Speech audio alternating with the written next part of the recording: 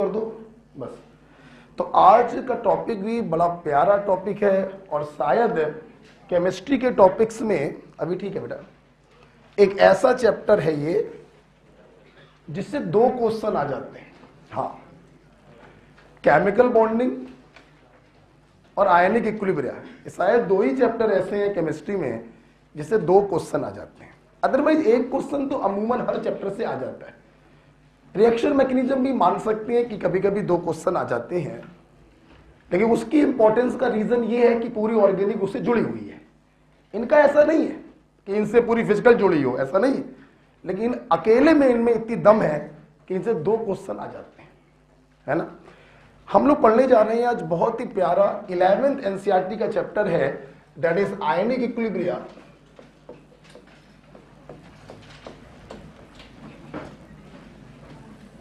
Ionic equilibrium कुछ नहीं बेटा, आपने मुझसे केमिकल इक्विलिब्रियम पढ़ा है ना, बस जो केमिकल इक्विलिब्रियम है वही आयनिक इक्विलिब्रियम।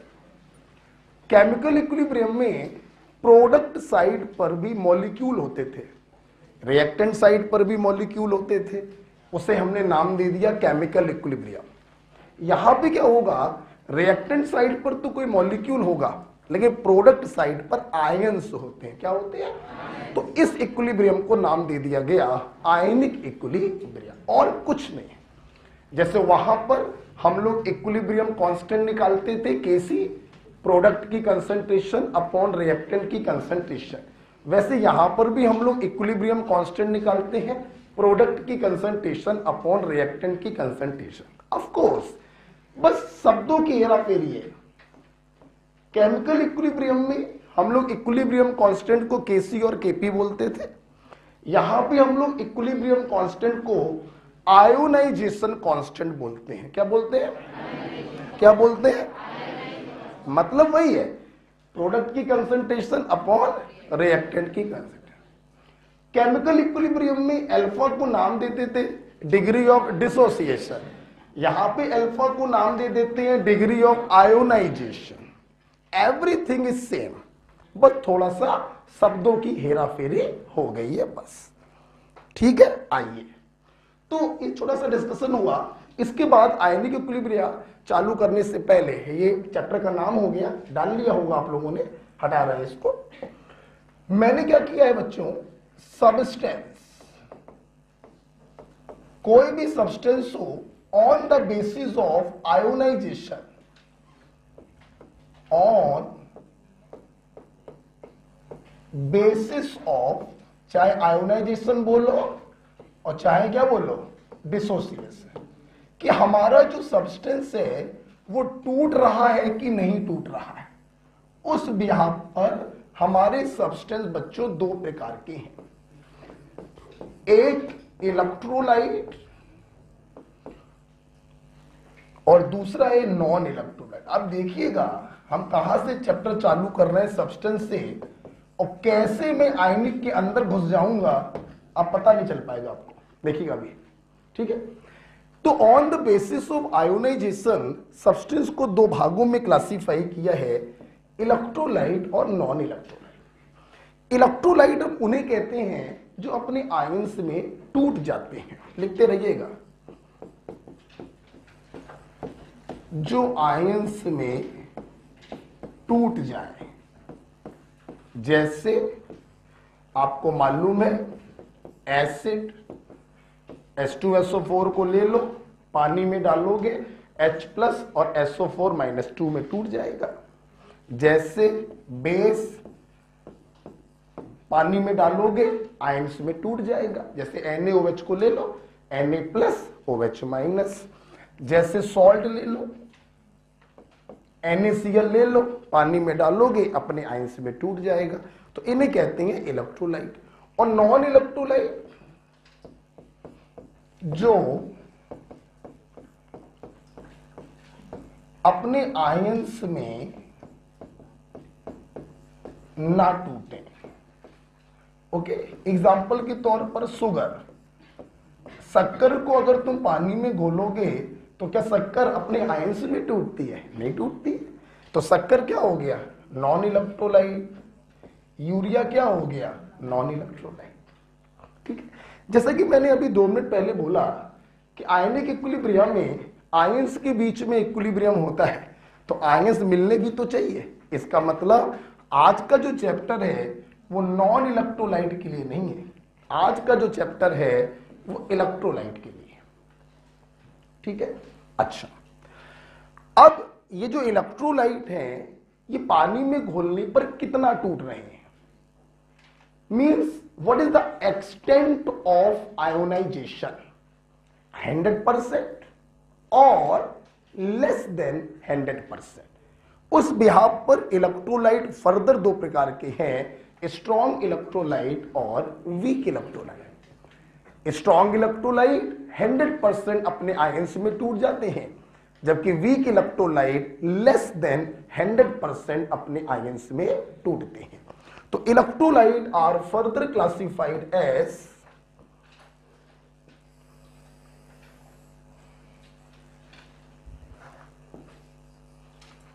स्ट्रॉन्ग इलेक्ट्रोलाइट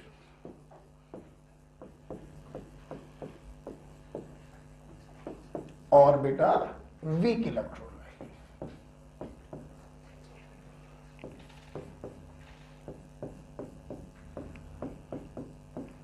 ये क्लासिफिकेशन कैसे किया है, on basis of extent of ionization. बहुत ही प्यारा चैप्टर है बेटा, देखिए बड़ा मजा आता है इसको पढ़ने में, थोड़ा बड़ा है लेकिन मजेदार बहुत है। On basis of extent of ionization electrolyte 2 प्रकार के हैं, स्ट्रॉन्ग इलेक्ट्रोलाइट और वीक इलेक्ट्रोलाइट। जगह खत्म हो गई है मेरे पास, ठीक है, तो मैं ऊपर लिखूंगा, आप यहां तक लिख चुके होंगे, ये पूरा लिख लिया आप लोगों ने, यहां तक लिख लीजिए जरा, यहां तक लिख लीजिए, ठीक है, देखिए, ओके, सबने लिख लिया। अच्छा, तभी कह रहा हूं साथ में लिखिए, अभी कुछ ऐसा नया नहीं आएगा कि समझने वाला आ जाए, अभी थोड़ा सा लिखने वाला है। ठीक है, लिख लिया था, मैं इसको हटा रहा हूं। ओके, अच्छा, अब सुनो बेटा, स्ट्रॉन्ग इलेक्ट्रोलाइट हम किन्हें कहते हैं, जहां पे हेडिंग पड़ी थी उसी के नीचे लिखना,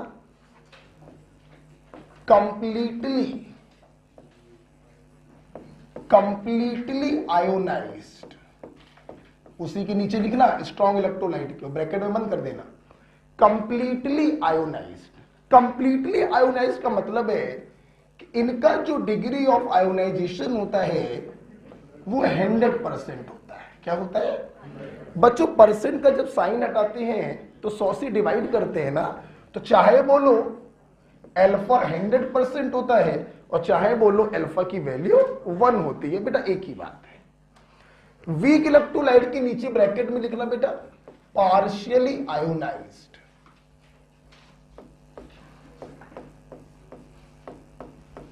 पार्शियली आयोनाइज का बेटा मतलब हुआ कि इनका जो अल्फा होता है वो लेस देन 100% होता है, 40%, 20%, 5%, 2%, 80%, 99%, लेकिन 100% नहीं हो सकता है। ठीक है, मतलब अगर इसको 100 से डिवाइड करोगे तो लेस देन 1 होता है।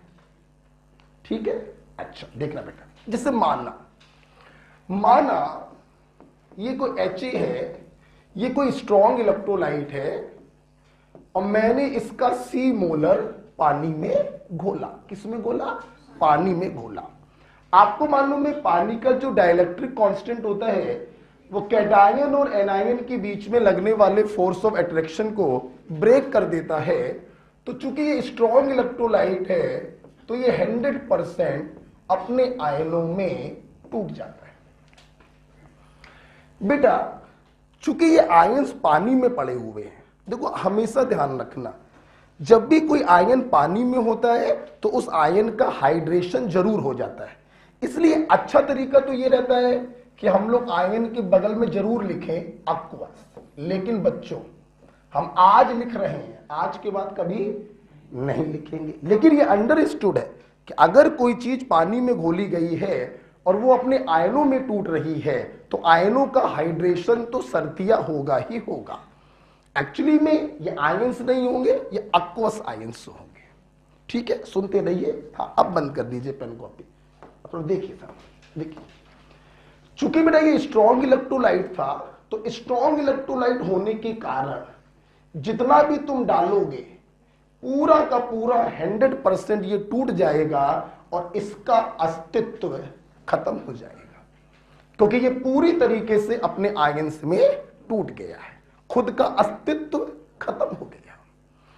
आप इस HA के सॉल्यूशन को ऐसे जाके देखोगे ना तो तुम्हें HA कहीं दिखाई नहीं पड़ेगा, तुम्हें सिर्फ दिखाई पड़ेगा H+ आयन और A- आयन। कितना कितना, 1 मोल टूटता तो 1 मोल बनते, C मोल टूटेगा तो C मोल ये बनेगा और C मोल ये बनेगा। बोलो हाँ या ना। पहले कितने थे? 0 थे। जब ये पूरा टूट गया तो ये कितने बन गए? C मोलर बन गए और उसका अस्तित्व क्या हो गया? खत्म। बच्चों, हमने केमिकल इक्विलिब्रियम में भी सिखाया था, इक्विलिब्रियम 2 लोगों के बीच में होता है। जैसे हम लोग अपने रूम में रहते हैं दोस्त के साथ, तो हम कहते हैं मेरी मेरे दोस्त से बहुत पड़ती है, मेरी और मेरी सहेली की ट्यूनिंग यार बहुत अच्छी है। जब वो उठती है तब हम भी उठ जाते हैं सो के, जब वो पढ़ने बैठती है तो हम भी पढ़ने बैठ जाते हैं। तो ये शब्द कि मेरी बहुत पटती है, मेरी बहुत ट्यूनिंग अच्छी है, कब हो पा रहा है? जब कमरे में 2 लोग। अगर किसी कमरे में आप अकेले रह रहे हैं तो क्या इन शब्दों का प्रयोग होगा? नहीं होगा।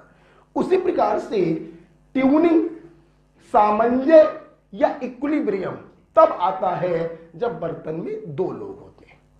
यहां बर्तन में सिर्फ आयंस पड़े हैं, इलेक्ट्रोलाइट तो खत्म हो गया है, रिएक्शन इररिवर्सिबल है, इक्विलिब्रियम की चर्चा नहीं होगी। राइट? अच्छा भाई, जरा इसमें आइए।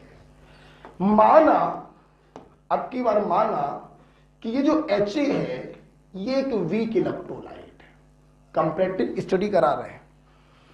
एक बार स्ट्रॉन्ग माना, पिक्चर क्या क्लियर हुई? ये सामने है। अब मैंने क्या माना? V।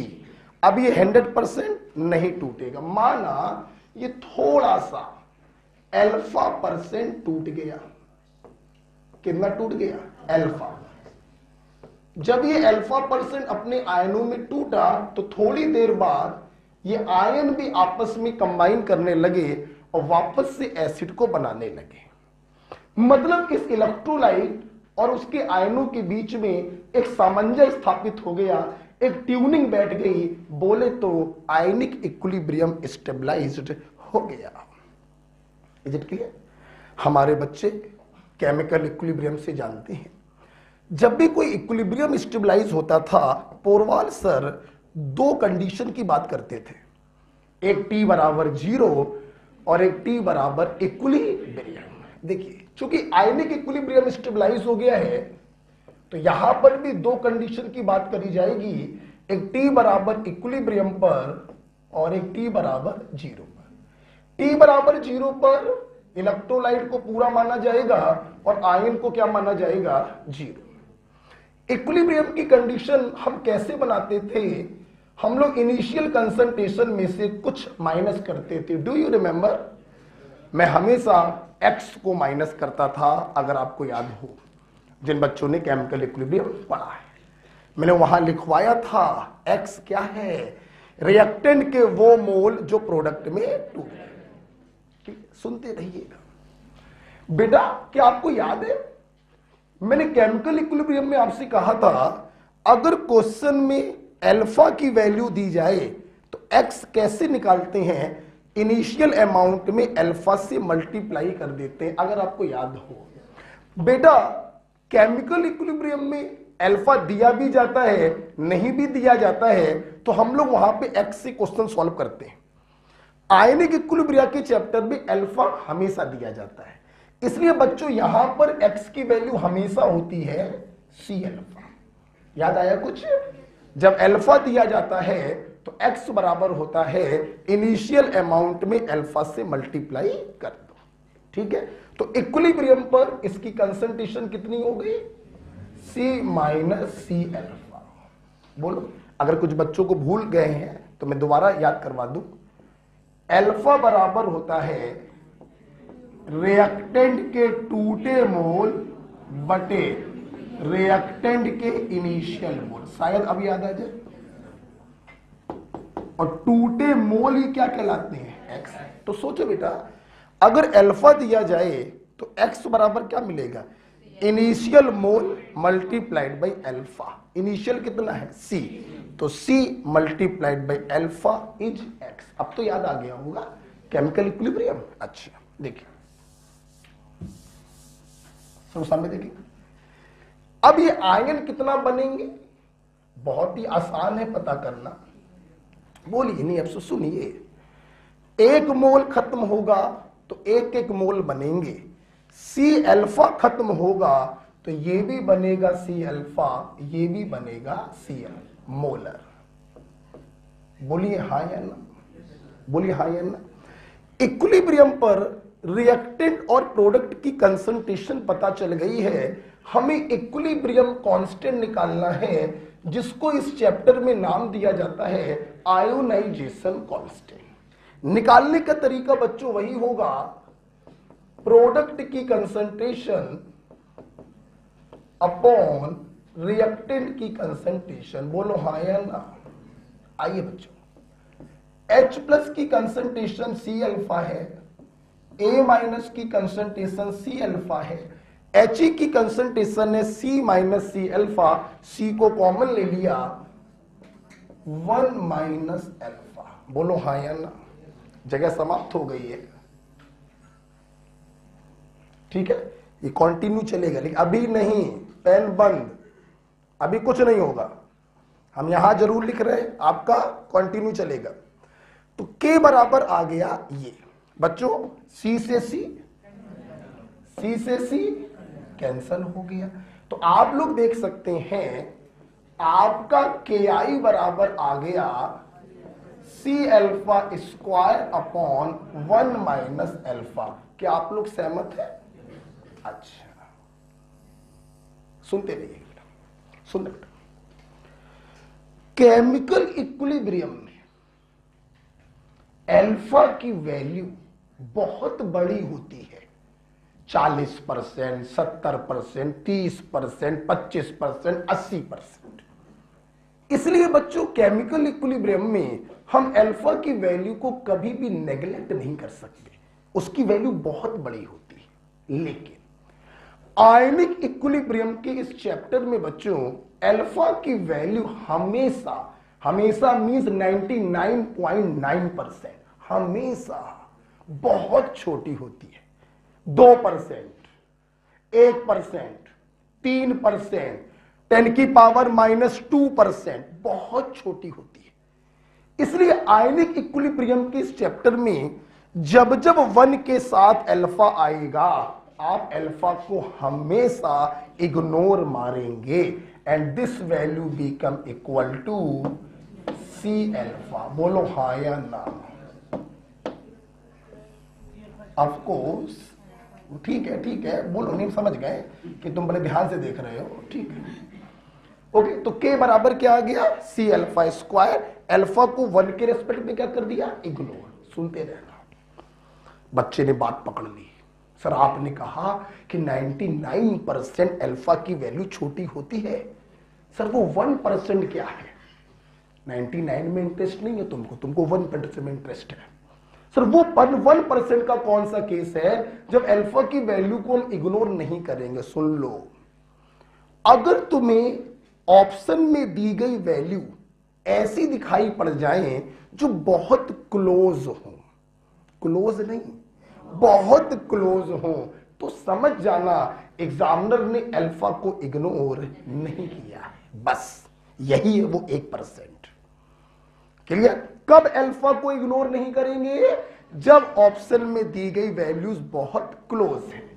एक ऑप्शन में लिखा है 6.5, दूसरे में लिखा है 6.7, चौथे में लिखा है 6.2, तीसरे में लिखा है 5.95।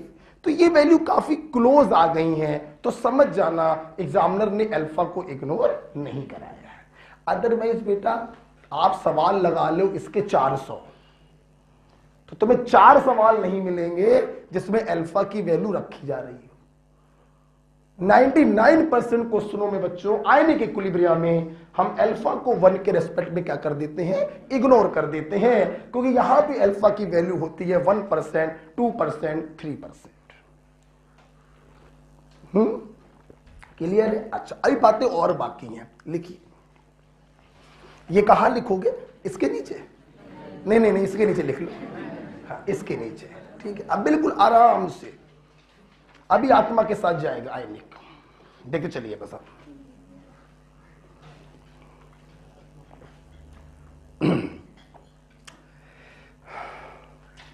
Strong electrolyte, completely ionised, electrolyte का अस्तित्व खत्म हो जाएगा क्योंकि ये 100% अपने आयनों में टूट गया, कोई आयनिक इक्विलिब्रियम स्टेबलाइज नहीं होगा। वीक इलेक्ट्रोलाइट है, पार्शली आयोनाइज्ड होगा, इलेक्ट्रोलाइट और आयनों के बीच में इक्विलिब्रियम स्टेबलाइज होगा, जिसे हम कहेंगे आयनिक इक्विलिब्रियम। ओके बेटा, आपस में मत बोलो। यहां पे हमने देखा आयोनाइजेशन कांस्टेंट निकालने का तरीका वही घिसा पिटा पुराना वाला, प्रोडक्ट की कंसंट्रेशन अपॉन रिएक्टेंट की कंसंट्रेशन। के आई बराबर आ गया C alpha square upon 1 minus alpha, और अपन लोगों ने क्या किया, अल्फा को 1 के रेस्पेक्ट में छोड़ दिया। क्यों छोड़ दिया? क्योंकि इस चैप्टर में alpha is very very less. तो हमारा के आई बराबर क्या आ गया, सी अल्फा स्क्वायर। ठीक है, चलो।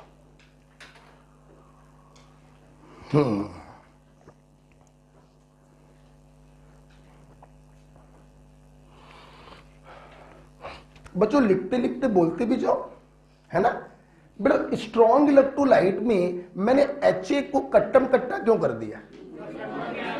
जब वो पूरी तरीके से आयोनाइज हो गया तो उसका अस्तित्व क्या हो गया, खत्म हो गया। ऑफ कोर्स, क्या यहां पे कट्टम कट्टा कर सकते हैं क्या? नहीं कर सकते। आप किसी भी समय पर इस बर्तन को ऐसे झांक के देखोगे, तुम्हें HA भी दिखाई पड़ेगा, H+ भी दिखाई पड़ेगा, A- भी दिखाई पड़ेगा, क्योंकि इक्विलिब्रियम स्टेबलाइज हुआ है। ओके, ठीक है। अच्छा भाई,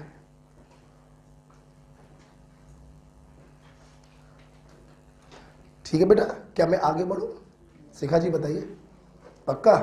तुम कह रही हो ना पढ़ाने का मन नहीं था, तुम तो इंसिस्ट कर रही हो तो मैं पढ़ा दे रहा हूं। थैंक यू बोलो, तो नहीं बोल रहे। आइए जरा देखते हैं, आगे बढ़े। देखो बेटा, एक बात बताओ, तुम लोग जानते हो तो ये वीक इलेक्ट्रोलाइट था, तो भाई के बराबर आ गया C alpha square. Actual formula होता है C alpha square upon 1 minus alpha. हमने अल्फा को इग्नोर कर दिया तो सी अल्फा स्क्वायर आ गया। अच्छा सुनना बेटा, अगर बच्चों मैं यहां पे बात करूं कि इक्विलिब्रियम पर आयन की कंसंट्रेशन क्या होगी, ध्यान से देखिए। इस समय आपको दोनों आयन की कंसंट्रेशन सेम दिखाई पड़ रही है। जानती हो क्यों? क्योंकि इनके बैलेंसिंग कोएफिशिएंट क्या है, सेम। अच्छा, बैलेंसिंग कोएफिशिएंट सेम क्यों है? क्योंकि ये टूटकर एक कैटायन दे रहा है, एक एनायन दे रहा है। ऐसे इलेक्ट्रोलाइट जो टूटकर एक कैटायन और एक एनायन देते हैं, उन्हें हम कहते हैं 1s2 टाइप ऑफ इलेक्ट्रोलाइट। ठीक है, चूंकि बेटा ये 1s2 टाइप का है, इसीलिए आयनों की कंसंट्रेशन इक्विलिब्रियम पर बराबर है। अब हमारा क्वेश्चन ये था कि आयनों की कंसंट्रेशन निकालकर दिखाइए। आओ, तो आयनों की कंसंट्रेशन बराबर आ गई सी अल्फा।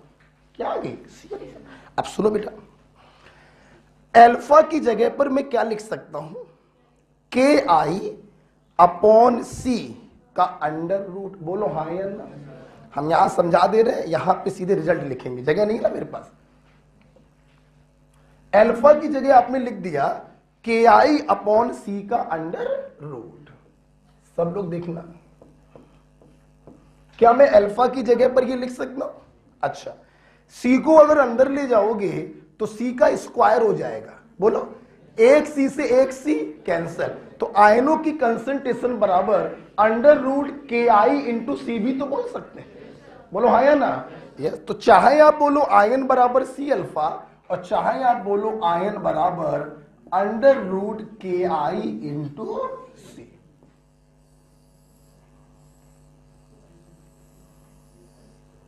ओके बेटा, आई लगा दो।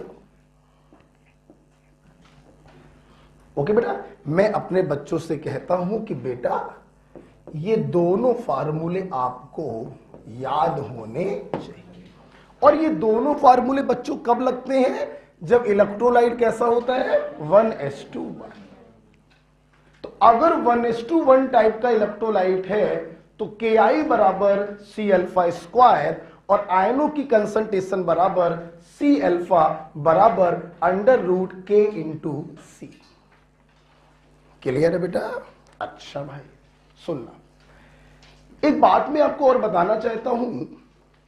यहां पर हम लोग Ki को कहते हैं आयोनाइजेशन कांस्टेंट। और सुनना बेटा, मैंने ये जो 1s2 टाइप का इलेक्ट्रोलाइट लिया है ये अननोन लिया है, इसलिए मैं बार बार Ki लिख रहा हूं। अगर बच्चों ये एसिड हो जाए तो Ki की जगह लिखने लगेंगे Ka, ionization constant of acid. अगर ये बेस हो जाए तो Ki की जगह लिखने लगूंगा Kb, ionization constant of base. कोई दिक्कत? तो यहां पे बच्चों लिखो, मेरे पास जगह नहीं, लिखो Ki बराबर Ka या Kb, Ki बराबर Ka या Kb, ब्रैकेट में लिखो आयोनाइजेशन कांस्टेंट ऑफ एसिड और बेस। लैंग्वेज बहुत अच्छी होनी चाहिए बच्चों, जो बोलता अच्छा है वही समझता भी अच्छा है। ठीक है? तो Ka/Kb के ब्रैकेट में क्या लिख दिया? आयोनाइजेशन कांस्टेंट ऑफ एसिड और बेस। ठीक है? अच्छा भाई सुनो बेटा, थोड़ा सा सुन लो। चलो सब लोग उत्तर दे दो, फिर हम लोग आगे बढ़ेंगे बेटा। बेटा इलेक्ट्रोलाइट आपने किसको कहा? जो अपने आयंस में टूट गए। अच्छा, अगर ये 100% टूटे तो? पार्शली टूटे तो? इक्विलिब्रियम किसमें स्टेबलाइज हुआ? हमारे आयनिक इक्विलिब्रिया के लिए कौन इंपॉर्टेंट है? Weak electrolyte. अच्छा बेटा 1s2 टाइप के इलेक्ट्रोलाइट किसे कहते हैं? जो टूटकर एक कैटायन और एक है। अगर इलेक्ट्रोलाइट 1s2 है तो K बराबर क्या होता है? C alpha square. आयन की कंसंट्रेशन कितनी होती है? और क्या लिख सकते हो? Under root K into C, under root K into C. बोलो हाँ या ना? बेटा जानते हो आप आयनिक इक्विलिब्रियम पर 10 सवाल लगाइए, आपको 9 सवाल मिलेंगे 1s2 के। जब मुझे मालूम है कि एग्जाम में 1s2 पे क्वेश्चन आना है तो इतना सब एग्जाम में करके काहे समय बर्बाद करें?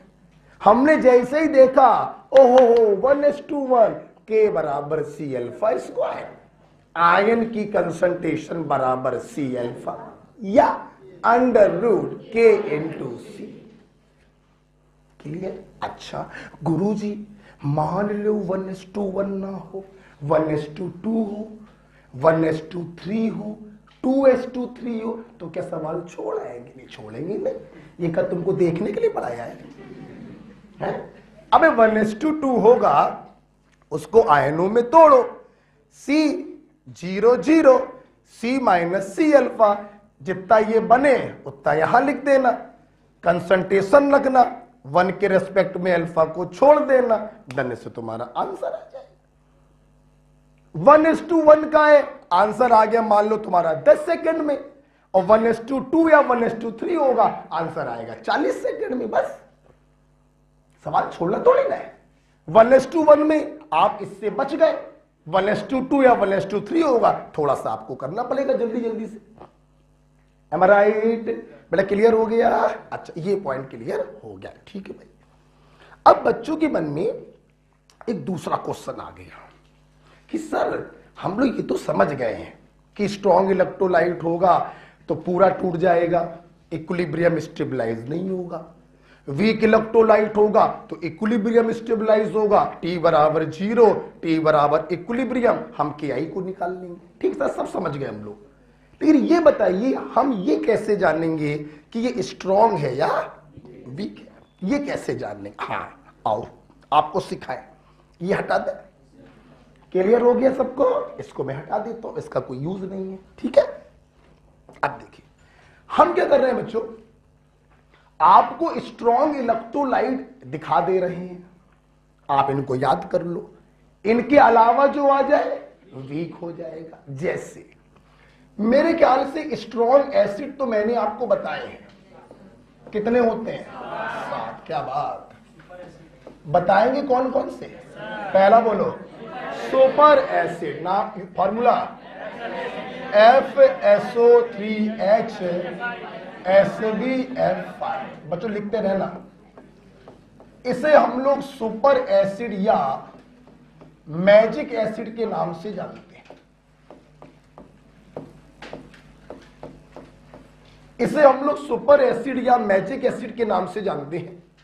और बेटा HClO4, H2SO4, HNO3, बोलो बोलो, HCl, HBr और HI। ये बेटा आपके 7 स्ट्रॉन्ग एसिड होते हैं। इनके अलावा कोई दिख जाए आप उसको वीक मानेंगे, डायनेमिक इक्विलिब्रियम बनाएंगे, T बराबर 0, T बराबर इक्विलिब्रियम पर इक्वेशन बनाएंगे और KI की वैल्यू को निकालेंगे। जैसे बताना HCN वीक या स्ट्रॉन्ग? वीक। ये 7 स्ट्रॉन्ग है, इनके अलावा सब weak. Acetic acid weak, oxalic acid weak, H3PO4 weak, H2S weak, इनके अलावा कोई भी एसिड होगा तो वीक माना जाएगा। ठीक है, अच्छा अब बात करेंगे स्ट्रॉन्ग बेस।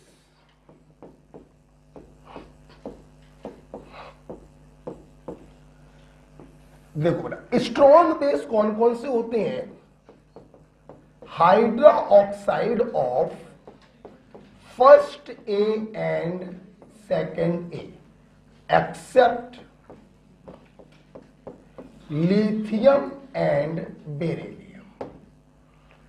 लिथियम और बेरिलियम की हाइड्रो ऑक्साइड को छोड़ दो बच्चों, बाकी सारे हाइड्रो ऑक्साइड स्ट्रॉन्ग बेस होते हैं। जैसे NaOH, KOH, RbOH, CSOH strong base, MgOH का होल ट्वाइस, CaOH का होल ट्वाइस, SrOH का होल ट्वाइस, BaOH का होल ट्वाइस, सब स्ट्रॉन्ग होंगे। वीक होते हैं LiOH, BeOH का होल ट्वाइस और इनके अलावा दूसरे, जैसे बोलो NH4OH वीक, FeOH का होल थ्राइस वीक, AlOH का होल थ्राइस वीक, बाकी सारे क्या होंगे? वीक। क्लियर है? अच्छा सुनना, एक हम तुम्हें गहरी बात बता दें, किसी को बताना मत, अंदरूनी बात है। क्या? सुनना, ये जो बेटा MgOH का होल ट्वाइस है, बेटा बोलो कौन? सुन, वैसे तो MgOH का होल ट्वाइस आप स्ट्रॉन्ग बेस मानेंगे। क्या मानेंगे? कोई दिक्कत नहीं, स्ट्रॉन्ग मानने की। लेकिन बेटा अगर ये मैग्नीशियम हाइड्रो ऑक्साइड किसी सॉल्ट के अंदर उपस्थित हो, मैंने क्या बोला? किसी सॉल्ट के अंदर उपस्थित हो तो आप इसको मानेंगे वीक। क्या मानेंगे? ध्यान रखिएगा। जैसे लिखिए मत, जैसे बच्चों अगर मैं बात करूं मैग्नीशियम क्लोराइड की, ये एक सॉल्ट है, HCl और MgOH का होल ट्वाइस, एसिड है HCl और इसके अंदर बेस है MgOH का होल ट्वाइस। तो जब इसके अंदर तुम बात करोगे तो तुम मैग्नीशियम हाइड्रो ऑक्साइड को वीक मानोगे। क्या मानोगे? तुम्हें ऐसे लिख कर दिया जाए आप स्ट्रॉन्ग मानिए, लेकिन किसी सॉल्ट के अंदर दिया जाए तो आप उसे वीक मानेंगे। क्या मानेंगे? सुनते रहिए बच्चों, इसी चैप्टर में आप लगभग 4 क्लास बाद पढ़ेंगे हमसे सॉल्ट हाइड्रोलिसिस। जब बोल दो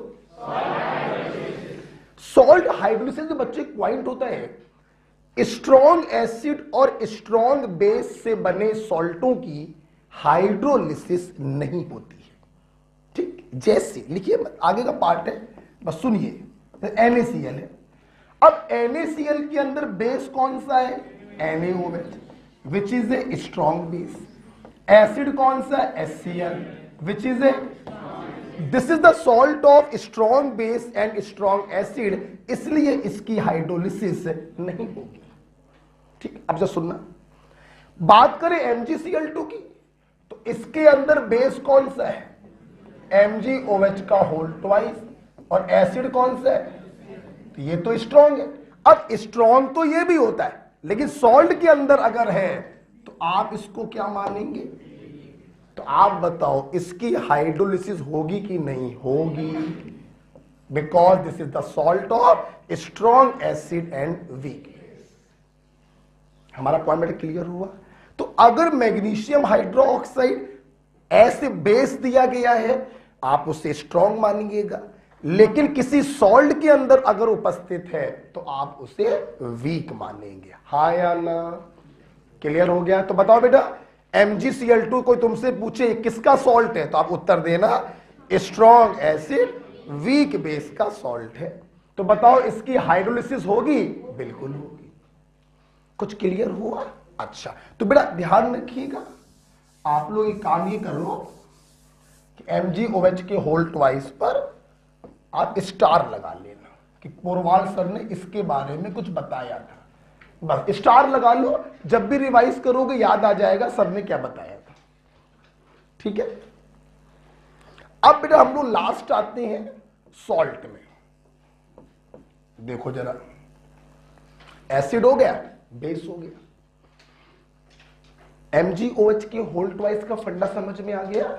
ऐसे बेस दिया गया तो स्ट्रॉन्ग मानेंगे, और सॉल्ट के अंदर दिया गया तो वीक मानेंगे।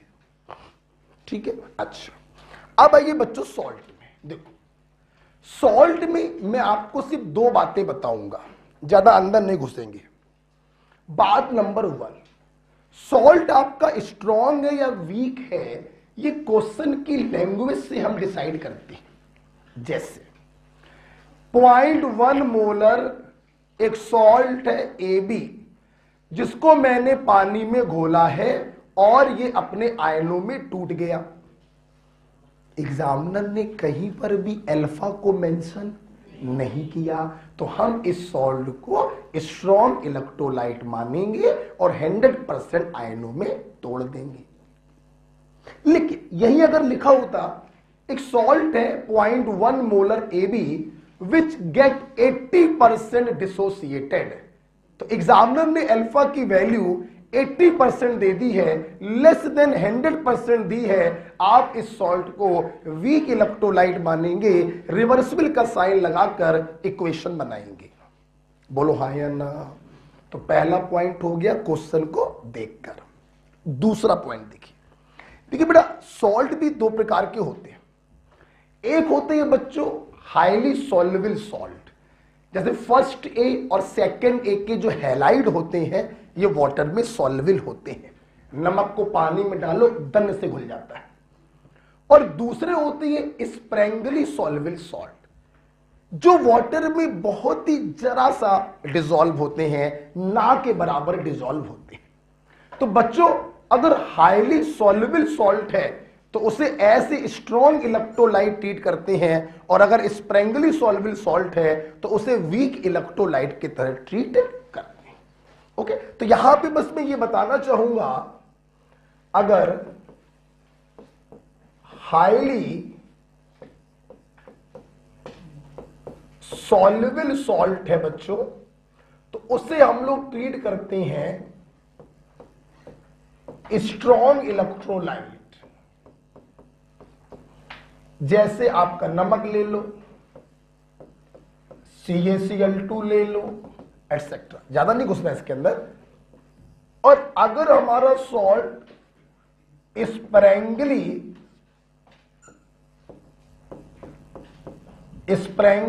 सॉल्वेबल सॉल्ट है, तो इसको बच्चों आप ट्रीट करोगे ऐसे वीक इलेक्ट्रोलाइट, जैसे सिल्वर के हैलाइड वाटर में बहुत कम सॉल्युबल होते हैं, जैसे लेड के हैलाइड वाटर में स्प्रैंगली सॉल्युबल होते हैं, जैसे सेकंड ग्रुप के फ्लोराइड वाटर में लेस सॉल्युबल होते हैं। तो इनको बेटा मानते हैं हम लोग वीक इलेक्ट्रोलाइट, अदरवाइज मानते हैं स्ट्रॉन्ग इलेक्ट्रोलाइट। ठीक है, चल तो बस आप लोग इतने ही दिमाग में रखना बेटा, highly soluble salt treated as strong electrolyte and sparingly soluble salt treated as weak electrolyte. ठीक है, देखिए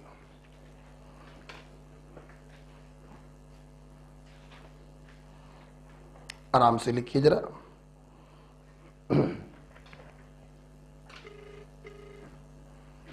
सॉल्ट में मैंने आपको दो बातें बताई हैं, लिख लीजिए फिर जल्दी से बोलते हैं।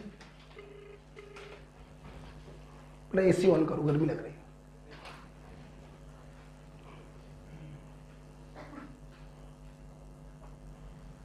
लिख लिया सब लोगों ने?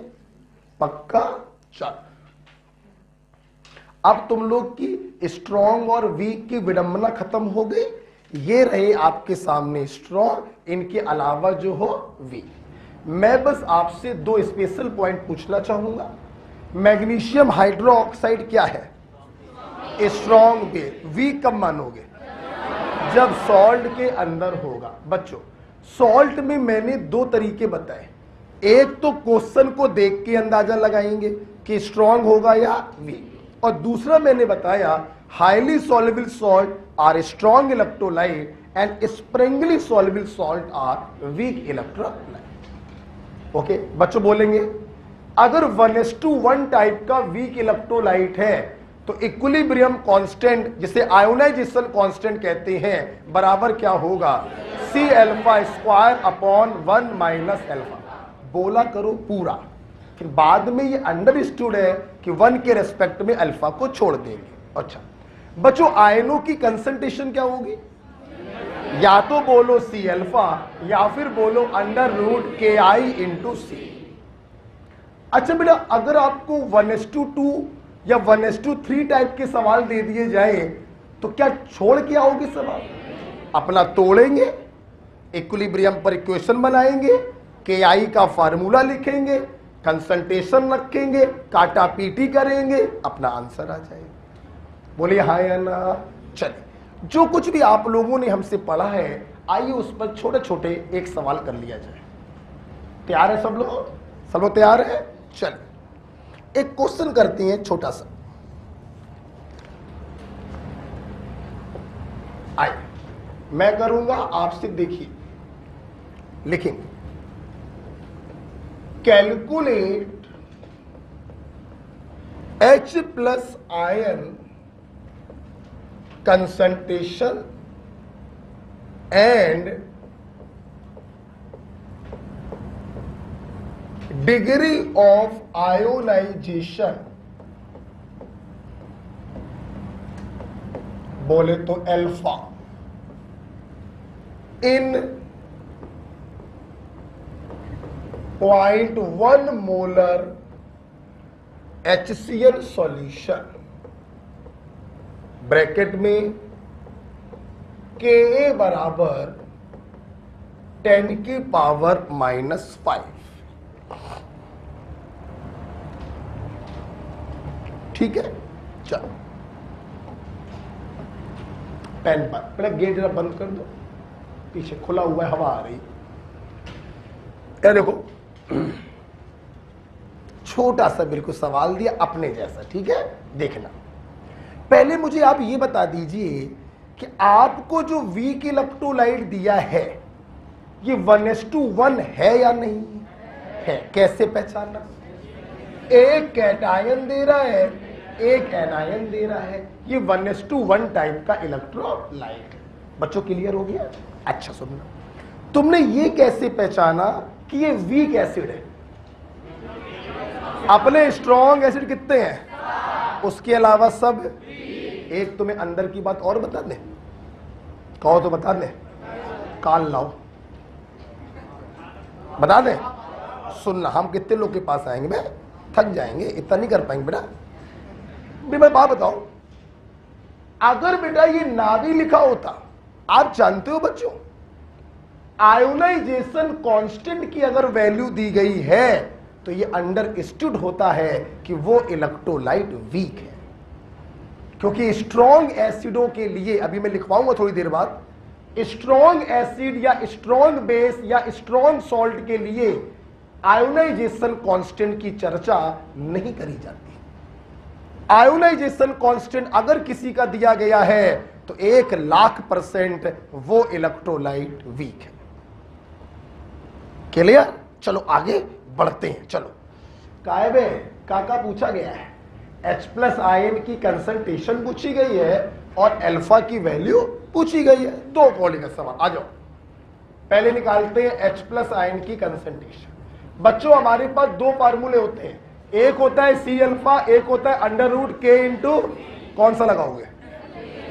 C∝, √K into C। क्यों? क्योंकि अल्फा की वैल्यू तो मालूम ही नहीं है, तो √KA इंटू, अब कुछ बच्चे सोच रहे होंगे पीछे लिखवाया था √KI इंटू C, यहां लिखवा दिया √KA इंटू C। क्यों? क्यों? अबे ये क्या है? एसिड के लिए KI की जगह क्या लिखोगे? K। बेस होता तो KI की जगह K। KI तो एक जर्नल टर्म हो गया। एसिड के लिए लिखोगे तो Ka लिख दोगे, बेस के लिए लिखोगे तो K भी लिख दोगे। ठीक है, रखिए वैल्यू Ka 10⁻⁻5 कंसंट्रेशन, दशमलव हटाओगे 10⁻⁻6 हो जाएगा, उसका अंडर रूट लोगे तो 10⁻⁻3 मोलर। ओके बच्चों, अब बच्चों इन्होंने क्या पूछा था? Degree of ionization. हमें मालूम है Ka बराबर C∝²। ठीक है, K भी मालूम है, C भी मालूम है, अल्फा निकालना है। दो कौड़ी का क्वेश्चन हो गया। √KA/C। Ka की वैल्यू है 10⁻⁻5, C की वैल्यू है 0.1। दशमलव हटाएंगे, ऊपर माइनस का 4 हो जाएगा और माइनस के 4 का अंडर रूट लेंगे तो 10⁻⁻2 बाहर आएगा, दैट इज 0.01। बच्चों अगर इसे परसेंट में बदलोगे तो 100 से मल्टीप्लाई करोगे तो इसी को आप लिख सकते हो 1%। This is answer number 2। खत्म। ओके, तो अल्फा बराबर चाहे बोलो 0.01 चाहे बोलो 1%। देख रहे हो मेरी बात सत्य साबित हो रही है। अल्फा की वैल्यू इस चैप्टर में बच्चों बहुत कम होती है, 1%, 2%, 3% ऐसे होती है। इसलिए अल्फा को हमेशा क्या मारोगे? इग्नोर। ठीक है, चलो एक सवाल ये हो गया है ना, हटा दे। फिर से बोल दो, ये वीक इलेक्ट्रोलाइट है, दो तरीके से एक्सप्लेन करो। एक तो उन 7 में से नहीं है इसलिए वीक है, दूसरा K का वैल्यू दिए जाने का मतलब ही है कि ये वीक है। नेक्स्ट पॉइंट, कैसे पहचाना ये 1:1 है? एक कैटायन और एक एनायन दे रहा, और 1:1 के लिए हम लोग कुछ करते थोड़ी है, सीधे फार्मूला लगा देते हैं, K बराबर C∝² और आयनों की कंसंट्रेशन बराबर आइदर C∝ और √K इंटू C। बोलिए हाँ या ना? पक्की बात है। आइए हटाते इसको।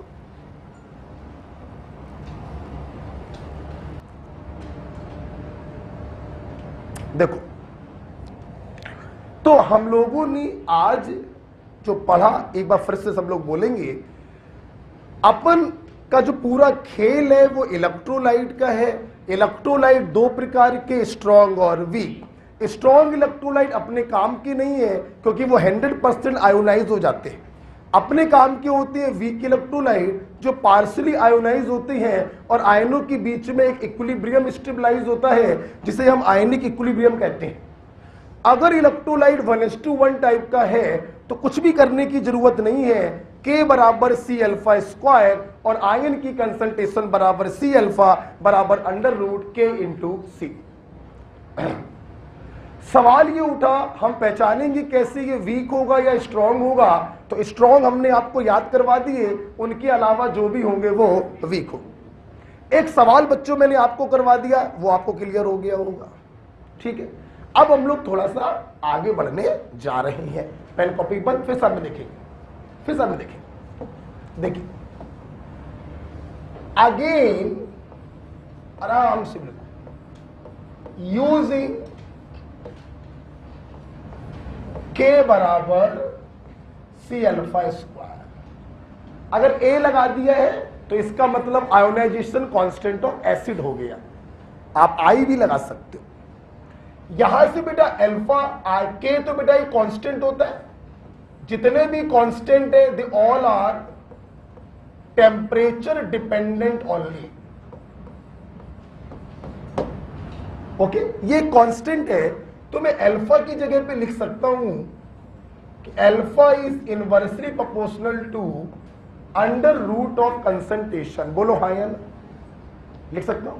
अच्छा देखना बेटा, के कांस्टेंट हो गया तो अल्फा स्क्वायर बराबर 1/c, तो अल्फा बराबर √1/c। देखना यहां से बेटा एक पॉइंट ये क्लियर हो रहा है,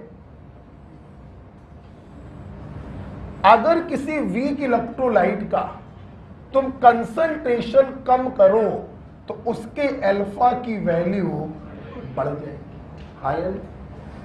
कंसंट्रेशन कम कैसे करते हैं? आपने वॉल्यूमेट्रिक में पढ़ा था, पानी डालकर।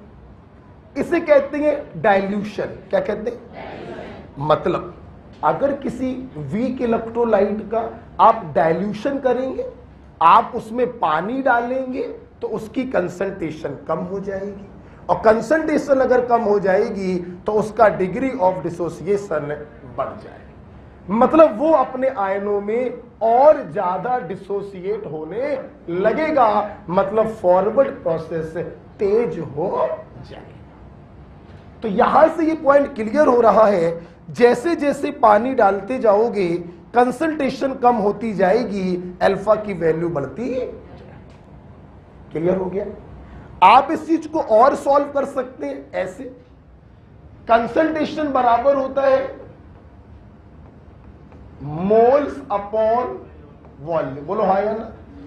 अगर हम इलेक्ट्रोलाइट के अमाउंट को कांस्टेंट कर दें तो कंसंट्रेशन की जगह पर 1/v को रखा जा सकता है।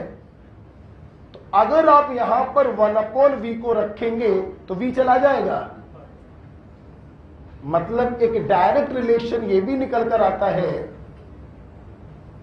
कि अगर किसी वीक इलेक्ट्रोलाइट का वॉल्यूम बढ़ाया जाएगा तो उसका डिग्री ऑफ डिसोसिएशन बढ़ जाएगा। चाहे ऐसे समझ लो चाहे ऐसे समझ लो, बात तो एक ही। वॉल्यूम बढ़ाने का मतलब ही होता है कंसंट्रेशन का कम होना, तो डिग्री ऑफ डिसोसिएशन बढ़ता चला जाए। मतलब तुम पानी डालते जा रहे हो, वॉल्यूम बढ़ाते जा रहे हो, अल्फा बढ़ता जा रहा। पानी डालते जा रहे हो, वॉल्यूम बढ़ाते जा रहे हो, अल्फा बढ़ता जा रहा। वॉल्यूम बढ़ाते जा रहे, अल्फा बढ़ता जा रहा। वॉल्यूम बढ़ाते जा रहे, अल्फा। तो तुमने वॉल्यूम बढ़ाते बढ़ाते बढ़ाते बढ़ाते उसकी चरम सीमा तक पहुंचा दिया, इनफाइनाइट। तो अल्फा भी बढ़ते बढ़ते बढ़ते बढ़ते अपनी चरम सीमा पर पहुंचेगा, और अल्फा की चरम सीमा है 100%। यस बच्चों, जब किसी वीक इलेक्ट्रोलाइट का वॉल्यूम बढ़ाया जाता है तो उसका अल्फा बढ़ने लगता है, और इनफाइनाइट डाइल्यूशन पर अल्फा बढ़ते बढ़ते अपनी चरम सीमा पर पहुंच जाता है, दैट इज 100%। मेरे बच्चे जानते हैं 100% का मतलब हो गया strong electrolyte. Yes, infinite dilution पर weak electrolyte work like a strong electrolyte and this law is called Ostwald dilution law. बोलो क्या कहते हैं इसको, बोलो क्या कहते हैं इसको। क्या मेरा पॉइंट क्लियर हो रहा है? वॉल्यूम बढ़ाओगे अल्फा बढ़ेगा, वॉल्यूम बढ़ाओगे अल्फा बढ़ेगा, वॉल्यूम बढ़ाते बढ़ाते इनफाइनाइट पर ले गए तो अल्फा बढ़ते बढ़ते 100% हो गया। हम सब लिखवाएंगे, फील करो। मैंने बच्चों कई बार आपको बताया है ये हिंदी नहीं है। जहां पर इनफाइनाइट का मतलब होता है अनंत, बहुत दूर, नो, ये साइंस है। साइंस का इनफाइनाइट अनंत नहीं होता है, बहुत दूर नहीं होता है। फील करेंगे, फील करेंगे। ये मेरी क्लास है, वो पीछे सबसे जो दूर बच्चा बैठा है हमसे बहुत दूरी पर है, लेकिन वो मुझे देख रहा है, मुझे सुन रहा है, मुझे समझ रहा है, वो मेरे प्रभाव में बैठा है, वो इनफाइनाइट नहीं है। लेकिन 4 कदम दूर इस दीवार के पीछे जो लड़का बैठा होगा, क्या वो मुझे सुन रहा है? क्या वो मेरे प्रभाव में है? मेरे लिए वो इनफाइनाइट है। जबकि दूरी के मामले में ये दूरी कम है, वो दूरी ज्यादा। तो ये हिंदी नहीं है, ये साइंस है। साइंस कहती है जहां पे मेरा प्रभाव खत्म हो जाए, मेरे लिए वो दूरी इनफाइनाइट है। क्लियर हुआ? उसी प्रकार से तुमने बोला वॉल्यूम बढ़ाते बढ़ाते इनफाइनाइट कर दिया, तो इनफाइनाइट का मतलब ये थोड़ी ना है कि समुद्र भर के पानी डाल दिया या तालाब भर के पानी डाल दिया, नहीं। इसको भी फील करेंगे। एक चम्मच शक्कर की ली, उसको 1 कटोरी के पानी में घोला, पियो, अच्छा खासा मीठा लगेगा। लेकिन यही 1 चम्मच छत पर जो पानी की टंकी रखी रहती है 500 लीटर की, उसमें ये शक्कर घोलाओ और अब पियो, मीठा लगेगा? मतलब प्रभाव क्या हो गया? खत्म। Yes, this is the infinite dilution. Even मैंने पानी की टंकी बहुत ज्यादा ही बोल दिया है। आप बाल्टी में भी अगर डालते हैं तो भी बाल्टी में मिठास नहीं आएगी। ये शक्कर बाल्टी भर के पानी में जब डालोगे तो ये ऐसे बिहेव करेगा जैसे ये शरबत ना होकर प्योर सॉल्वेंट हो। Yes, this is the infinite dilution. जहां पे सॉल्यूशन सॉल्वेंट की तरह बिहेव करने लगा, this is the infinite dilution. हमें तालाब भर के पानी नहीं डालना है, ना समुद्र भर के पानी डालना। फीलिंग आ रही है? थोड़ी क्लियर हुआ पॉइंट? तो हमारे बच्चों ने देखा कि जैसे जैसे किसी वीक इलेक्ट्रोलाइट में पानी डालते हैं, उसका डाइल्यूशन बढ़ाते हैं, उसकी कंसंट्रेशन कम होती जाती है और डिग्री ऑफ आयोनाइजेशन बढ़ता जाता है। और इनफाइनाइट डाइल्यूशन पर it work like a strong electrolyte. This is called Ostwald dilution law. Feel किया कि नहीं किया? फील किया? लिखेंगे इसको। क्या यहां तक लिख लिया आप लोगों ने? यहां तक लिखिए, फिर नीचे लिखेंगे इसी के नीचे। Thus, on increasing dilution,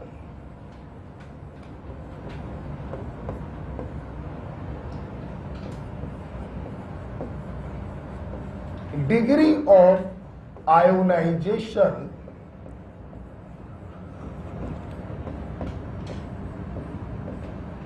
increases.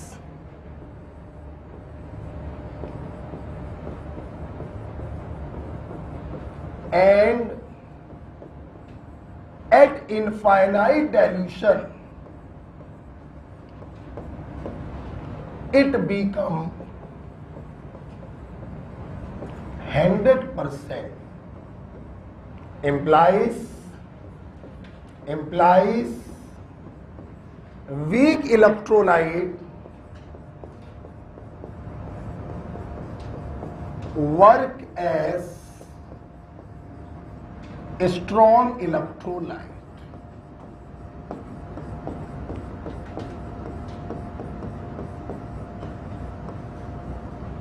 implies weak electrolyte work as strong electrolyte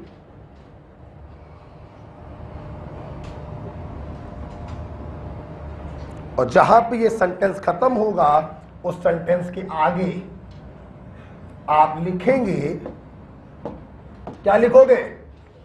Ostwald dilution law.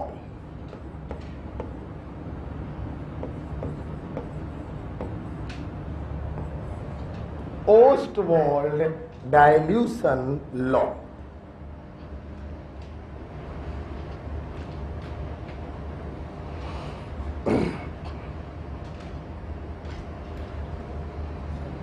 ठीक है बेटा, इसी को बच्चों कहते हैं ओस्टवाल्ड डाइल्यूशन लॉ। ये कुछ भी बेटा याद नहीं करना है, ये बात ध्यान रखिएगा। याद मैंने अभी तक सिर्फ एक पॉइंट करवाया है कि 1:1 के लिए K बराबर C अल्फा स्क्वायर और आयन की कंसंट्रेशन बराबर C अल्फा या √K × C। ओके बेटा, नेक्स्ट पॉइंट। बच्चों पूरा फार्मूला क्या होता है?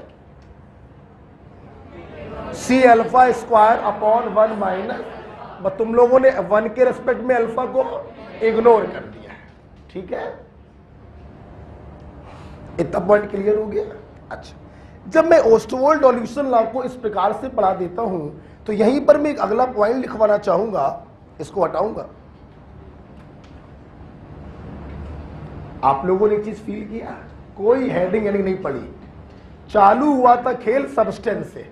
देख रहे हो, इलेक्ट्रोलाइट नॉन इलेक्ट्रोलाइट, इलेक्ट्रोलाइट में स्ट्रॉन्ग और वीक को हम पकड़ते चले जा रहे हैं, पकड़ते चले जा रहे हैं, और कैसे हम ओस्टवाल्ड डाइल्यूशन तक पहुंच गए।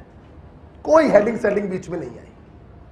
क्लियर? सुनना, ओस्टवाल्ड डाइल्यूशन लॉ जब बच्चों को सिखा देते हैं तो इसके नीचे बच्चे एक पॉइंट लिखेंगे कि this law is valid only for weak electrolyte.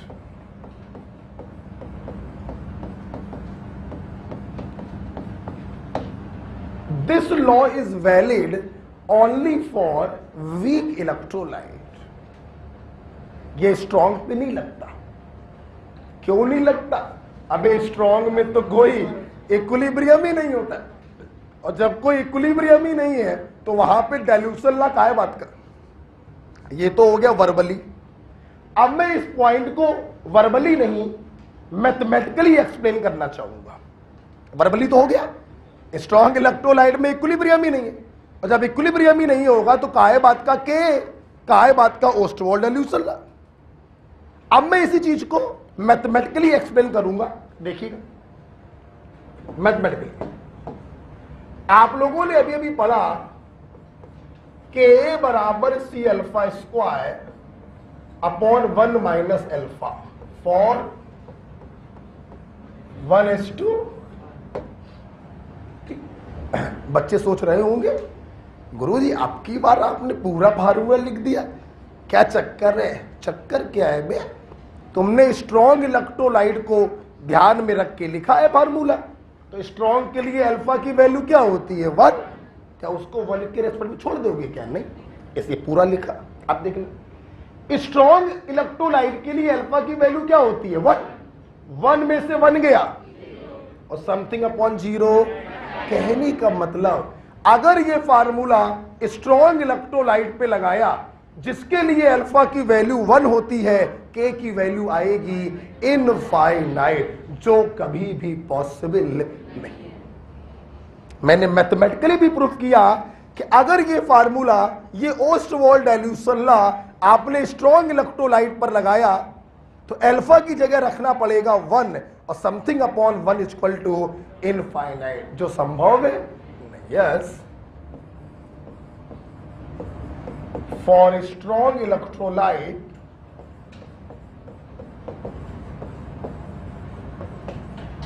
Alpha equal to 1, hence K become, बोलो बच्चों, infinite, which is not possible.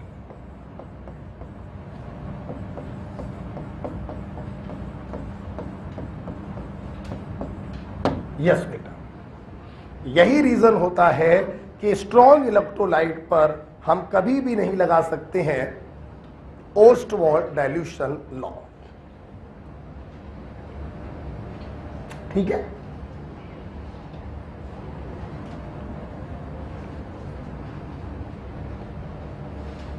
Okay बेटा।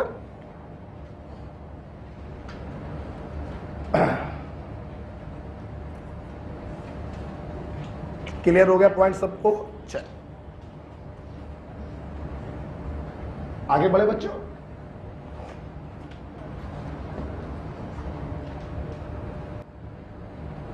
तो अब हम लोग पढ़ने जा रहे हैं कॉमन आयन इफेक्ट।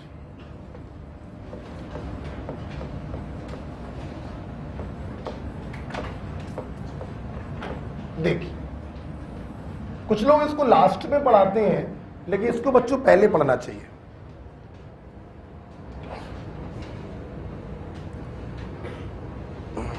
अभी तक की पूरी थ्योरी क्लियर हो गई? क्लियर होगी थ्योरी? चलिए, ये कॉमन आयन इफेक्ट क्या है, इसको सीखने से पहले हम इसकी लैंग्वेज लिखवाना चाहेंगे। लिखिए,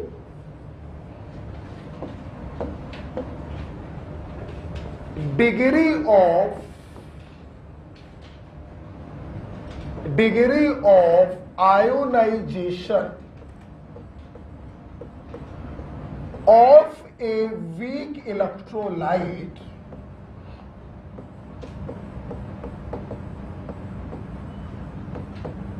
degree of ionization of a weak electrolyte decreases in presence of a strong electrolyte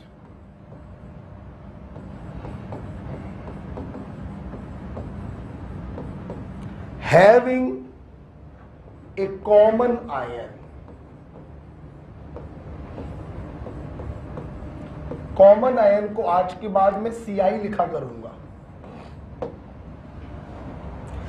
degree of ionization of a weak electrolyte decreases in presence of a strong electrolyte having a common ion. लिख लिया? बंद कर दो copy. एक ये ऐसा concept है जो आज के बाद हर जगह लगेगा, ध्यान रखिएगा, ध्यान से देख लीजिए।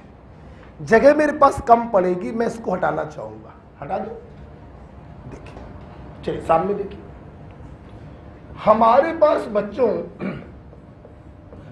एक ये वीक इलेक्ट्रोलाइट था, कंसंट्रेशन C बोला, 1:1 है या 1:2 है?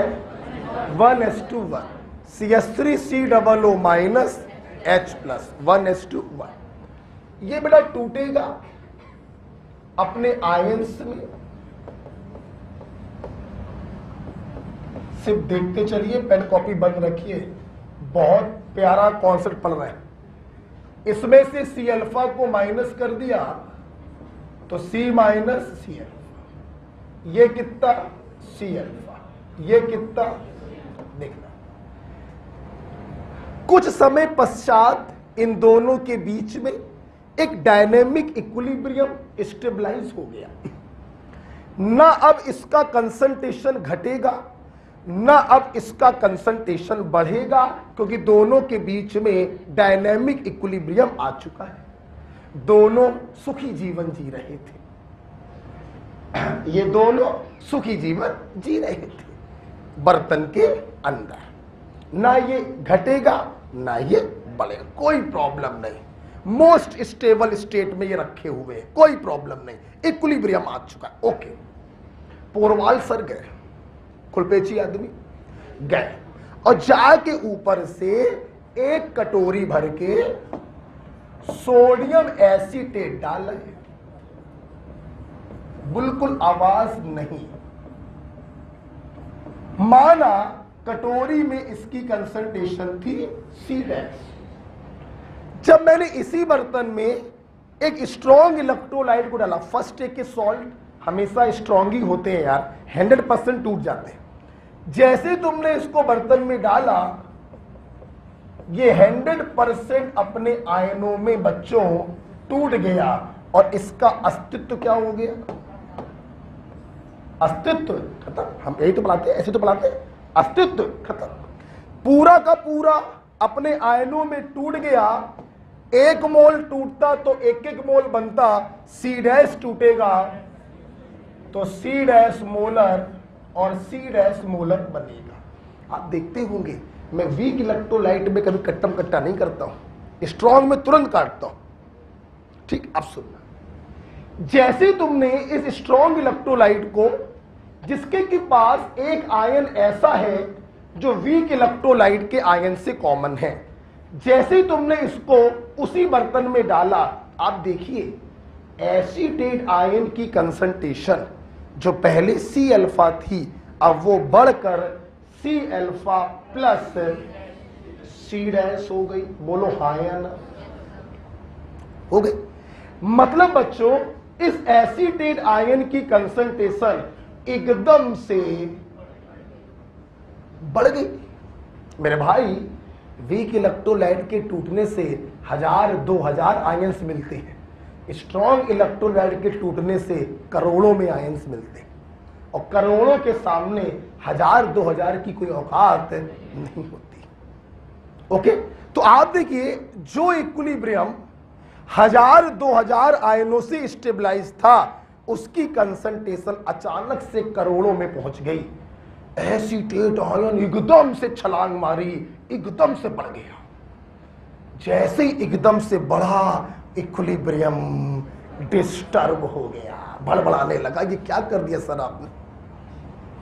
जब ये इक्विलिब्रियम भड़बड़ाने लगा, इक्विलिब्रियम डिस्टर्ब हो गया, तो ये बच्चों प्रयास करेगा रीस्टेबलाइज होने का। क्या प्रयास करेगा बच्चों? रीस्टेबलाइज ये तभी तो होगा जब करोड़ों से वापस से ये कहां पहुंच जाए? हजारों में पहुंच जाए। मतलब ये अपने आप को रीस्टेबलाइज करने के लिए एसीटेट आयन की कंसंट्रेशन को घटाने का प्रयास करेगा, और घटाने के चक्कर में ये रिएक्शन कहां पर भागेगी? बैकवर्ड डायरेक्शन में भागेगी। बोलो ना, कहां भागेगी? बताओ। बैकवर्ड डायरेक्शन में भागेगी। बैकवर्ड डायरेक्शन में भागने का मतलब है इसका डिसोसिएशन क्या हो गया? यही कहलाता है कॉमन आयन इफेक्ट। एम आई राइट? अब चाहे पूरी क्लास साल में देखना, जो लैंग्वेज मैंने अंग्रेजी में लिखवाई थी, अब मैं उसको दिखा रहा हूं, देखना। Degree of dissociation of a weak electrolyte decreases by backward में जाने का मतलब क्या हो गया? अल्फा कम हो रहा है ना। Degree of dissociation of weak electrolyte decreases in presence of a common ion, in presence of a strong electrolyte having one common ion. Clear? जैसे तुमने इस वीक इलेक्ट्रोलाइट के सॉल्यूशन में एक ऐसे स्ट्रॉन्ग इलेक्ट्रोलाइट को डाला जिसके पास एक आयन कॉमन था, तो कॉमन आयन की कंसंट्रेशन एकदम से बच्चों बढ़ गई। इक्विलिब्रियम बेचारा डिस्टर्ब हो गया।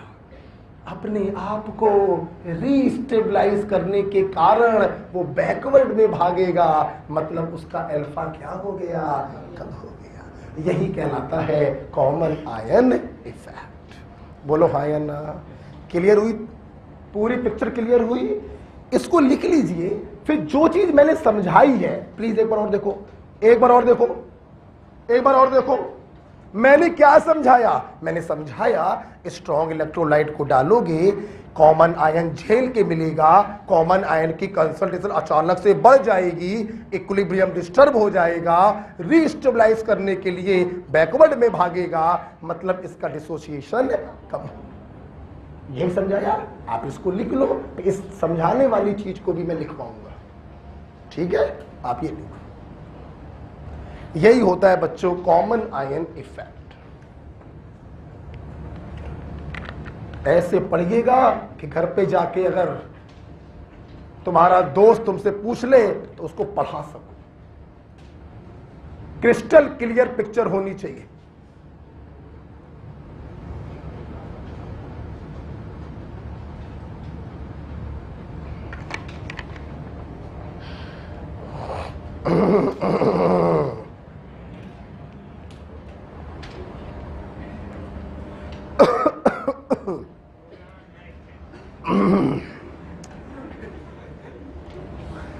अबे गला भर आता है, समझे?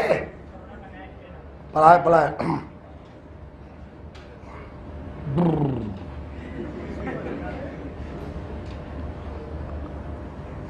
मस्ती करते रहो, सिलेक्शन तो हो ही जाएगा, आज नहीं तो कल।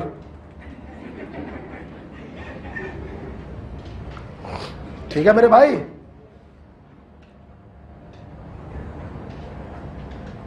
बहुत प्यारा कॉन्सेप्ट है, कॉमन है, ध्यान रखना। हर जगह लगाऊंगा इसको, पीएच में तो लगाऊंगा, बफर में तो लगाऊंगा, हर जगह लगाऊंगा, सॉल्युबिलिटी प्रोडक्ट में तो लगाऊंगा मैं इसको। ठीक है?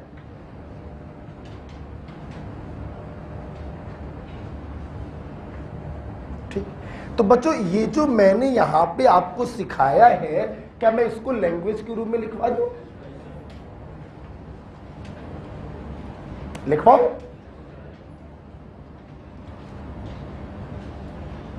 हटा बेटा इसको। तो लैंग्वेज के रूप में मैं इसको लिखवा दे रहा हूं, लिखिए एस। मैं इसी एग्जांपल को ध्यान में रख के लिखवा रहा हूं लैंग्वेज, ठीक है? तो एस स्ट्रॉन्ग इलेक्ट्रोलाइट, तुमने क्या डाला है बोलो?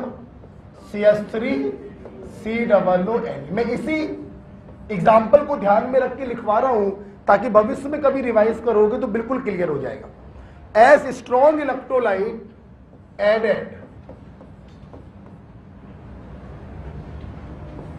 कंसंट्रेशन ऑफ कॉमन आयन, जो इस समय क्या है? Acetate ion. Concentration of common ion abnormally increases,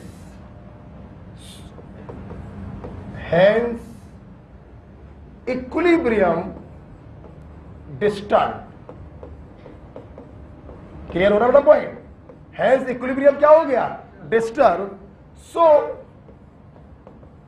to re-stabilize equilibrium, reaction shifted in backward direction,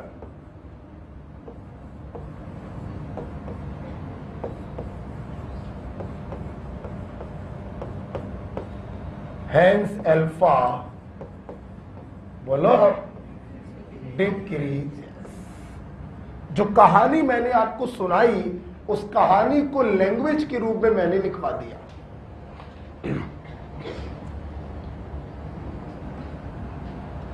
okay बेटा? अब जो लोग मुझसे पढ़ रहे हैं ऑफलाइन या ऑनलाइन, सभी लोग इस कहानी को पढ़ें और अपने मन में पिक्चर चलाएं जो ये थी।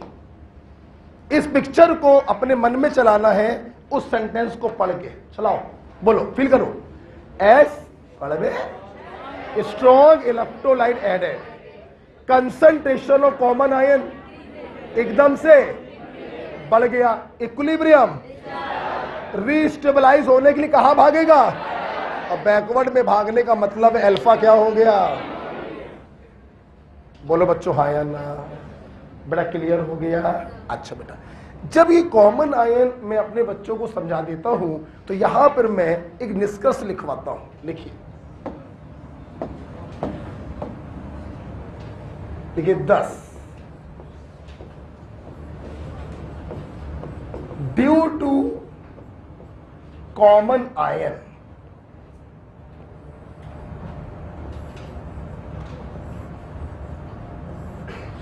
देखिए 10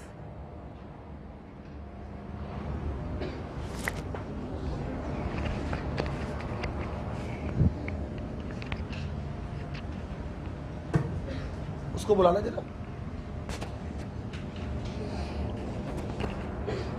है नहीं।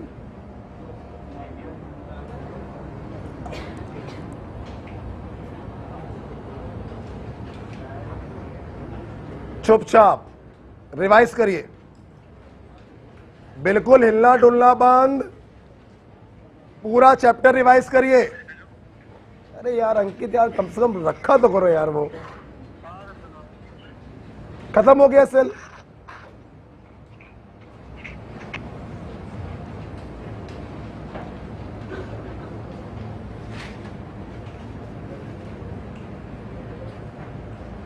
पूरा चैप्टर रिवाइज हो जाना चाहिए।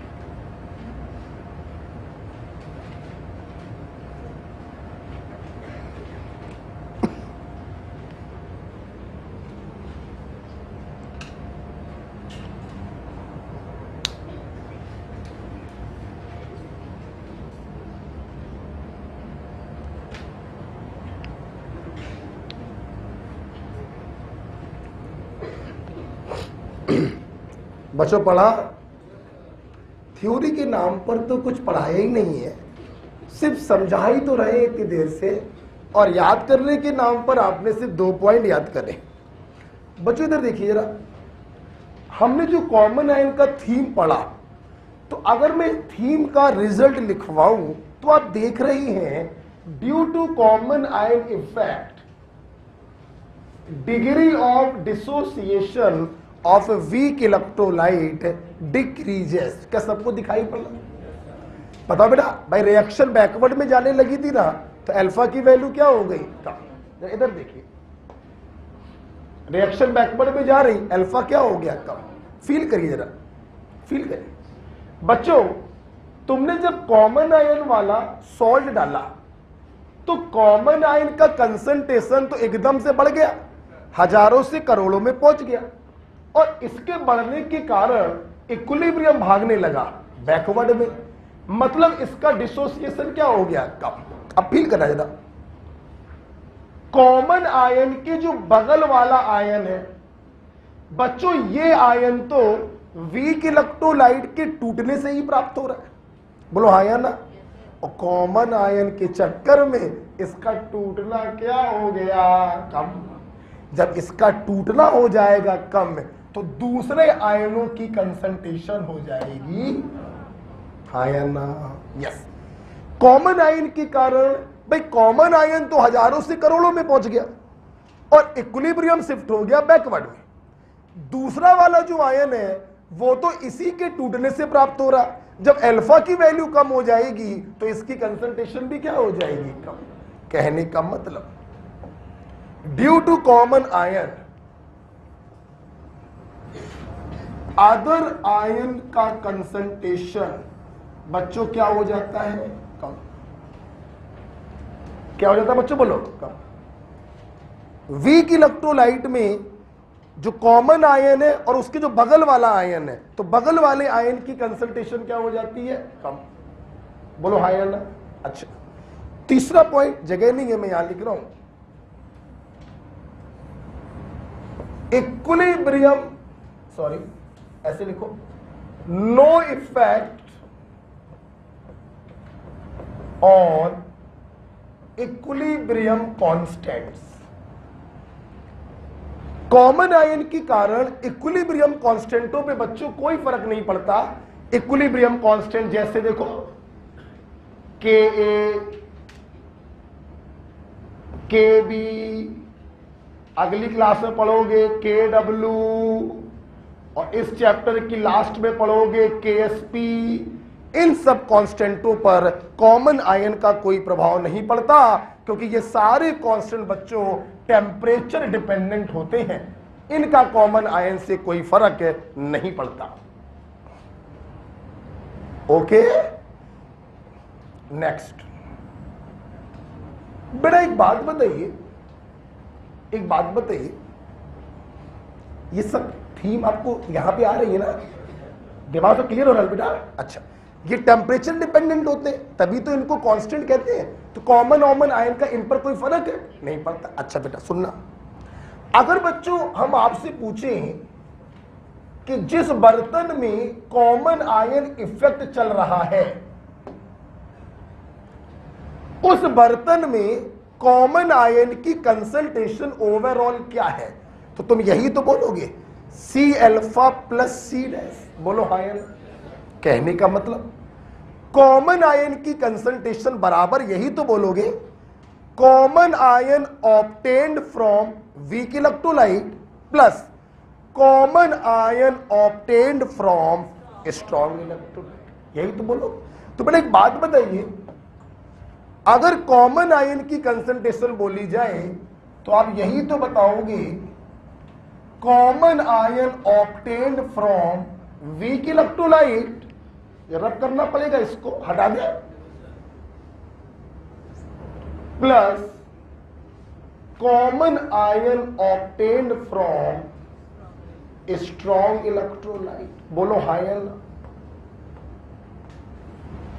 जिस बर्तन में कॉमन आयन इफेक्ट देख रहे हैं उसमें अगर कॉमन आयन की कंसंट्रेशन पूछी जाए तो आप यही तो बताओगे। ठीक, अब सुनना, मैंने अभी थोड़ी देर पहले बोला कि वीक इलेक्ट्रोलाइट के टूटने से हजारों में मिलते हैं, लेकिन स्ट्रॉन्ग इलेक्ट्रोलाइट के टूटने से करोड़ों में मिलते हैं। आप बताना, तुम 2-4 करोड़ रुपए में 1000-2000 रुपए जोड़ो तो वैल्यू 2-4 करोड़ ही तो रहेगी। 1000-2000 की कोई वैल्यू है क्या उसके सामने? नहीं। यस बच्चों, वैसे तो कॉमन आयन की total concentration this plus this होना चाहिए, common ion obtained from weak electrolyte plus common ion obtained from strong electrolyte. लेकिन हमेशा ध्यान रखना, वेरी इंपॉर्टेंट पॉइंट, तुम स्ट्रॉन्ग के सामने वीक वाले को क्या कर दोगे? इग्नोर। क्या कर दोगे? इसलिए बच्चों आप इसको हमेशा क्या मारेंगे? इग्नोर।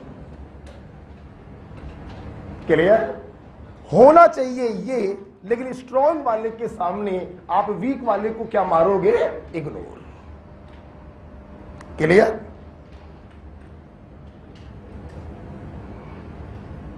लास्ट,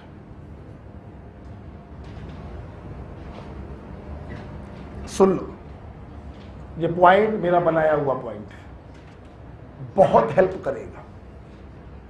अगर आयनिक इक्विलिब्रिया के किसी क्वेश्चन में बच्चों कॉमन आयन इफेक्ट तुम्हें दिखाई पड़ जाए, बोलो क्या? तो जितने भी रट्टाफिकेशन वाले फार्मूले होते हैं सारे फार्मूले डिस्ट्रॉय हो जाते हैं। क्या हो जाते हैं? जब कॉमन आयन पिक्चर में आता है तो वो क्वेश्चन सिर्फ और सिर्फ कॉन्सेप्ट से सॉल्व होता है, कोई फार्मूला काम नहीं करेगा। तुमने अभी 2 घंटे पहले 1:1 इलेक्ट्रोलाइट के लिए 2 फार्मूले पढ़े थे। K बराबर C अल्फा इसका पढ़े थे। आयन की कंसंट्रेशन बराबर √K इंटू C पढ़े थे।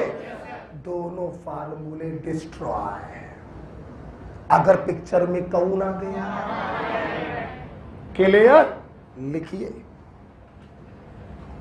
सारे रेक्टाफिकेशन वाले फार्मूले, ऐसे लिखिए, सारे रेक्टाफिकेशन वाले फार्मूले डिस्ट्रॉय हो जाते हैं। सारे रेक्टाफिकेशन वाले फार्मूले डिस्ट्रॉय हो जाते हैं। क्वेश्चन हमेशा कॉन्सेप्ट से सॉल्व होता है। क्वेश्चन हमेशा कॉन्सेप्ट से सॉल्व होता है। Is it clear? ओके,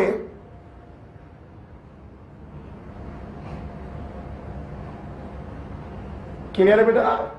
पक्का?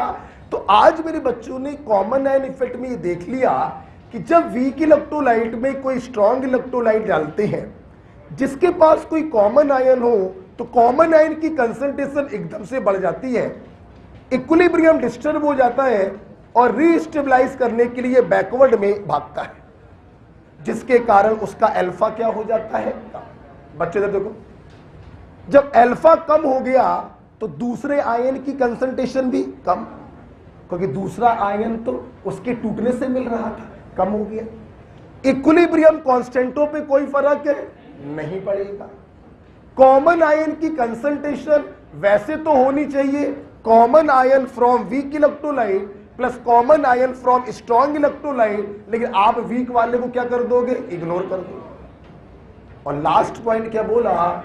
सारे रेक्टाफिकेशन फार्मूले डिस्ट्रॉय हो जाते हैं। क्वेश्चन हमेशा कॉन्सेप्ट से सॉल्व होता है। बेटा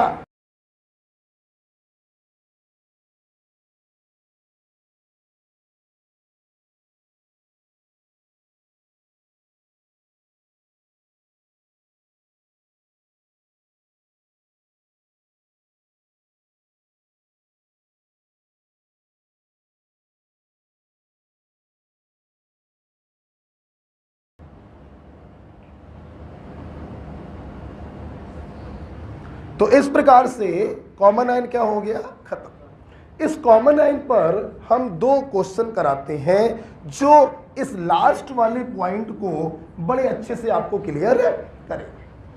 ठीक है, जो हम लोग करेंगे कल इन 2 क्वेश्चनों के बाद हम लोग पढ़ेंगे एक बड़ा प्यारा कॉन्सेप्ट है, दैट इज पीएच।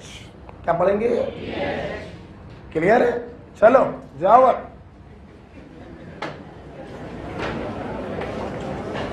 अच्छे से रिवाइज करके आना इसको।